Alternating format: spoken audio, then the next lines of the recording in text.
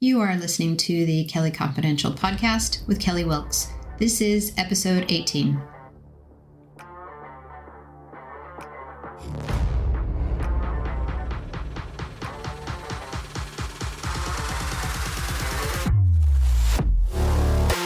Welcome to the Kelly Confidential Show, where we talk negotiation essentials and those crucial conversations empowering extraordinary women. Real women, real issues. Let's jump in.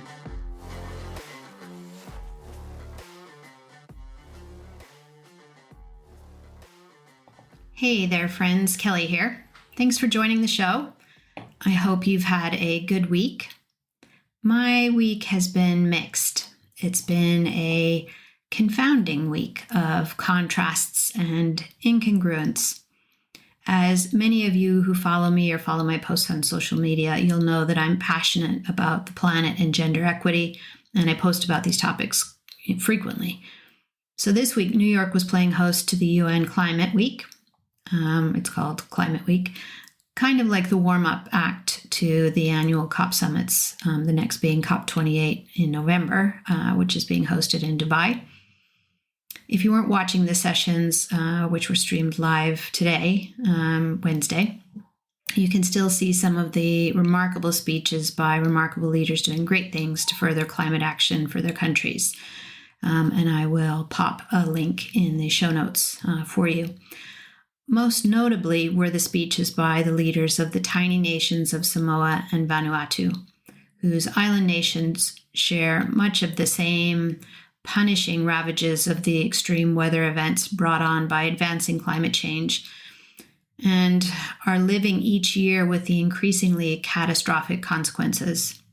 It's fair to say the long-term outlook for these beautiful islands looks grim, not least of which because these two nations contribute less than 1% of greenhouse gases to the planet, while the G20 nations contribute well over 80%, with the US and China being the leading polluters in that group. But what was most noticeable this week was the significant absence of two major G7 nations from the speaker lineup. Neither the US or the UK, both of which arguably have shown little material progress in curtailing carbon emissions, and worse, have recently reinvested in big oil and fossil fuel dependency. So neither were invited to speak at this prestigious gathering of scientists and environmentalists, world emissaries, all in environmental leadership. I'll let that statement sit for a moment. Laura Clark's CEO of Client Earth put it best in her LinkedIn newsletter this week, where she shared this quote: "Leaders from the USA, China, India, Japan, and the UK were conspicuous by their absence, signaling an indifference to the urgent challenge facing the world, to the devastation wrought on vulnerable communities around the world." And UK PM Rishi Sunak's announcement on the day of the Climate Ambition Summit that the UK government is scaling back its climate ambition was beyond belief, undermining the last vestiges of climate leadership that so many worked so hard to build for so long. That was her quote. It was indeed a shock to read of Rishi Sunak's deferral of key carbon commitments, ever more striking by the fact that despite being surrounded by a well-paid and seemingly well-educated cabinet, that his administration purposefully chose to release the announcement the same time as Climate Week, and that he did so, it appears, without consultation with some of the biggest industries lined up to support the former climate goals. Such were the immediate and negative reactions from global car and energy manufacturers.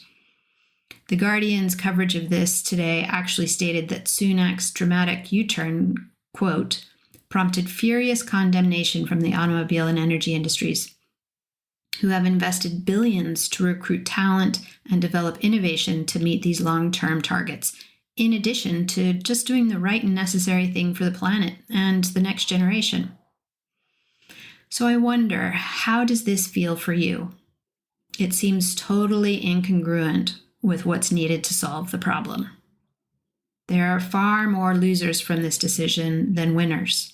The case of a simple risk versus benefit model shows really the swing back to the risk side following this change in goals for the UK, because it will indeed impact the whole of the UK and sadly surrounding countries downstream of our greenhouse footprint. Frankly, it sucks. And there are a host of other more gracefully stated feelings and thoughts that go with this, but that's probably one of the prevailing feelings I have. One of the other feelings that comes to mind and which is easy to access post-COVID is cynicism. An August 2022 study by the U.S. Social Science Research Council found that feelings of anger, distrust, and cynicism lingered long past COVID.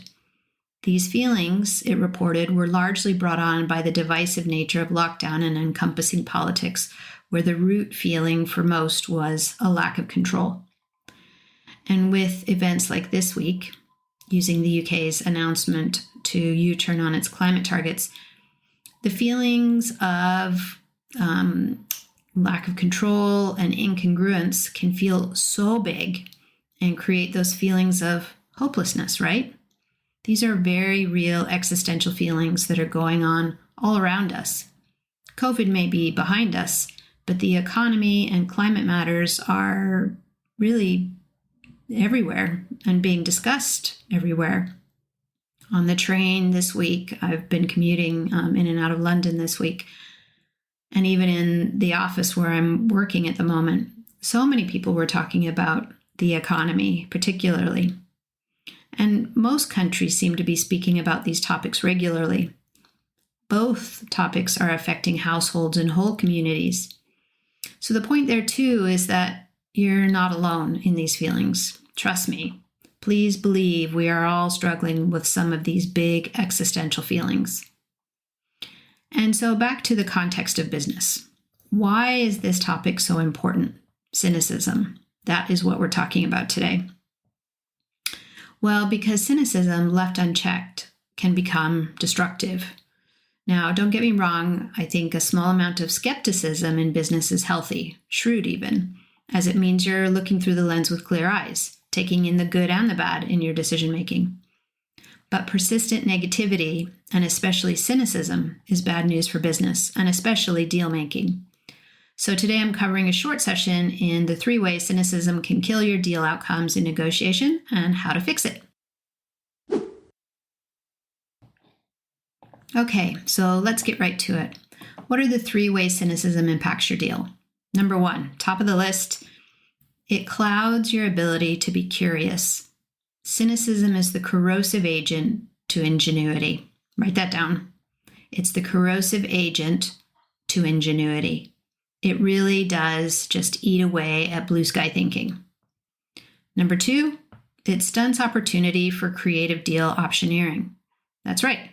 As with point number 1 just mentioned, if you can't see through the fog of negativity, you're not likely to see and want to offer up truly creative options for bridging a deal. You'll be focused on linear paths. And number 3, cynicism reinforces blanket assumptions. True. Because figuratively, you're not looking up and out. You're head down, annoyed and angry. And do you want to consider alternatives to your own ideas when you're in that space? Hell no. You're angry and feeling jaded about the situation. And it's easier to reinforce your own ideas and assumptions, however wrong they may be, when you're in that kind of headspace. And how many times have you been wrong about something or someone? I mean, I know I have. Okay, so in summary, holding feelings of cynicism stunts your ability to look beyond the challenge for open, creative ways to solve the problem. You've gone from looking up and to the horizon to staring down at your feet. And how does one find the best direction if you're not looking up and around toward your goals? You're going to struggle. You're going to bump into stuff, right? Well, these are the 2 ways I've found to shed some of that cynicism to get your negotiation back on track. Let's take a look. Number 1, hope. No, this is not some sort of huggy self-help talk. This is true, solid advice. Numerous researchers, social scientists, and others have discovered that feelings of hope are so powerful as to overcome extraordinarily bad conditions. In fact, in the powerful and heart-wrenching autobiography, A Man's Search for Meaning, Viktor Frankl, who survived incomprehensible horrors in 4 Nazi concentration camps, found that finding hope through the suffering helped them to stay alive. Those who hoped to see their loved ones again and who had faith in their own existence lived longer than those who gave up altogether and gave up hope. Now, that's obviously an extreme example, but it's probably one of the best for the same reason, because all of us will go through some sort of suffering at some sort in our lifetime. So we must learn to look for the hope and let it take root. Where do we find it? I think it starts in stewardship. Start with the idea that there's a better way in what you're doing, and ask yourself, can you contribute to that better way? Can you leave it in a better place for others? For Viktor Frankl, his better way was to live through his nightmare existence and to relieve the suffering for himself and his missing family members by staying alive, knowing that his family was probably worried sick for him equally. So that was his goal. Live through it and find them and be together. So find that seed of what will make it better and hold on to that. And the segue to that is number 2, action. I'll say again, number 2, action is one of the best ways to overcome cynicism. The handshake that follows hope creates an idea, and that idea creates action. And in there, you have stewardship. Make it better than how you found it. This can bring a remarkable feeling to you and others you're interacting with. It can even create joy from a simple idea that's been allowed to germinate. But you must take action. An idea to do something is only a decision to do something. It's still not an action until you execute on it. So get involved, whether it's to volunteer to help fix something at work, or be part of a new project, or lead a piece of research. Just get stuck in. You don't need permission to volunteer. And as it relates to your deal making, I want you to think about this. How can I make this better for the other person? Yep, that's right. Because the answer in the deal making lies with making it better for the other person. It's not about you. There's no mystery in what you need. You already know what you need in the deal. But if you can think blue sky, eyes to the horizon, what can I do to help this person close this deal? No matter what your feelings are for this other person, and trust me, I know sometimes animosity can grow in very complex, high-stakes deal making. But you will be amazed at the ideas that come out when you start focusing on what you can do for them to help to close the deal. That is the secret sauce in any deal. Anyone who tells you differently is not a true negotiator. And if you need help brainstorming how to help them, how to come up with these ideas, you should read my Mindstorming ebook. You can grab a copy from kellyconfidential.com. I'll leave a link in the show notes. It's free. Help yourself. And so that's it, my friends. Hope and action. Simple but powerful ingredients for shedding some of the cynicism we're carrying around. And so back to the U.S. study from the Social Science Research Council. What was their finding about how to combat the feelings of anger and cynicism? Well, they said connectedness and benevolence. People reconnecting with friends and family and doing good things for their community, i.e., making it better for others, served them and helped to diminish feelings of cynicism. What do you think? Not far off. Sounds, about right, in fact. I hope this was useful. Thank you so much for listening, and I wish you a great week ahead. If you like my show and want more great content like this, please leave us a review, and why not share with your friends and colleagues? Thanks so much for listening, and see you soon.